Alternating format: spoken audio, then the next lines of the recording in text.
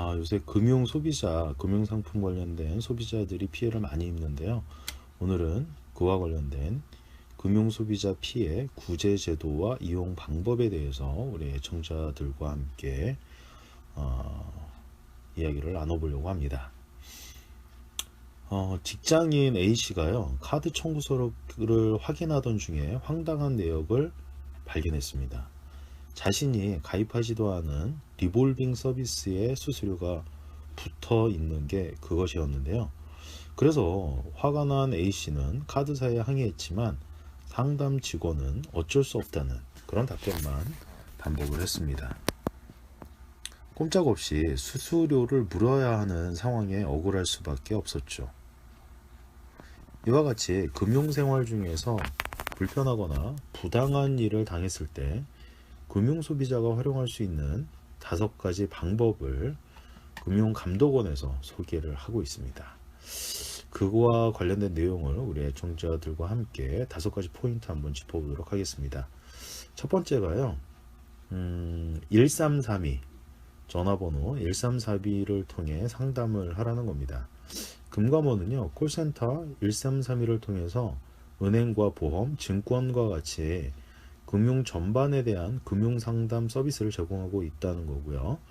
전국 어디서나 국번 없이 1332로 전화를 하면 금융회사에 대한 불만, 피해, 그리고 보이스피싱과 같은 금융 사기 피해에 대한 상담 서비스도 이용할 수가 있습니다.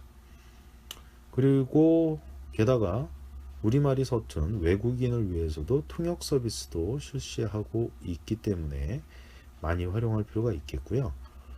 금융상담 서비스는 전화 외에 방문 상담이나 인터넷 그리고 모바일을 통해서도 가능하다는 겁니다. 1332 콜센터 1332 금감원 관련돼서 문의를 해보시면 금융소비자 피해 상담이 이루어질 수 있습니다. 두 번째 포인트는요, 상담으로 해결이 안 되면 금감원의 민원을 접수하라는 겁니다. 앞서서 1332를 통해서 금융상담을 해봤을 때 해결되지 않거나 구체적인 사실관계 확인이 필요한 문제가 있는 경우에는 금융민원 처리 서비스를 통해서 상세한 답변을 받을 수 있다는 겁니다. 자, 민원 접수는요, 이금융민원센터 그리고 우편, 팩스와 방문을 통해서 가능하니까 적극적으로 활용을 해보실 필요가 있겠습니다. 전 세계적으로 지금 금융 상품이 다양화되고 글로벌하게 금융 상품이 서로 글로벌한 상품들이 벌써 전 세계 어디나 퍼져가고 있기 때문에 이 부분들은 특히나 활용을 해야 될 필요가 있겠고요. 세 번째로는 자동차 과실 비율과 같은 특수 민원은 금융협회도 처리를 한다는 겁니다. 어디냐면요, 손해보험협회라든가 금융투자협회 그리고 여신금융협회는 일부 민원에 대해서 자율 조정을 하게 되고요. 불법 행위에 대한 신고도 받고 있습니다. 하나하나 알아보면 손해보험협회 구상금 분쟁 심의위원회가 있습니다. 자동차 사고 과실 비율에 대해서 당사자 간 합의가 이뤄지지 않거나 제3자의 전문적 판단이 필요한 경우에 과실 비율을 심의 그리고 보험회사를 통해서 심의를 청구할 수가 있다는 거고요. 금융투자협회를 이용하는 부분은요, 금융상품 관련돼서 불안전 판매와 같이 금융투자회사의 영업행위와 관련된 분쟁 조정, 우편과 방문을 통해서 신청이 가능합니다. 그리고 여신금융협회 활용하는 방법이 있는데요.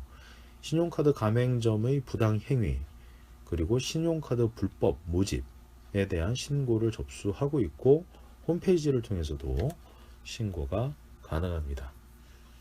네 번째 포인트는요, 소송을 제기하기 전에, 왜냐면 소송이라는 게 돈이 많이 들어가거든요.